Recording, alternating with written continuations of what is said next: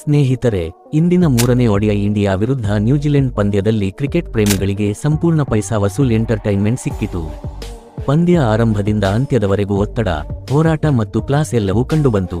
ಇನ್ನು ಟಾಸ್ ಸೋತು ಮೊದಲು ಬ್ಯಾಟಿಂಗ್ ಮಾಡಿದ ನ್ಯೂಜಿಲೆಂಡ್ಗೆ ಭಾರತೀಯ ಬೌಲರ್ಗಳು ಕಠಿಣ ಸವಾಲು ಎಸೆದರು.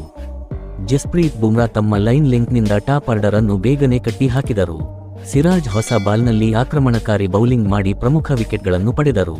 ಮಧ್ಯ ಕ್ರಮಾಂಕದಲ್ಲಿ ಡ್ಯಾರಿಲ್ ಮಿಚೆಲ್ ಜವಾಬ್ದಾರಿಯುತ ಇನ್ನಿಂಗ್ಸ್ ಆಡಿದ್ದು ನ್ಯೂಜಿಲೆಂಡ್ಗೆ ಆಸರೆಯಾಯಿತು. ಇನ್ನು ಭಾರತದ ಬ್ಯಾಟಿಂಗ್ ಆರಂಭದಲ್ಲಿ ಸ್ವಲ್ಪ ಅಲುಗಾಡಿತು. ರೋಹಿತ್ ಶರ್ಮಾ ದೊಡ್ಡ ಇನ್ನಿಂಗ್ಸ್ ಕಟ್ಟಲು ಸಾಧ್ಯವಾಗಲಿಲ್ಲ.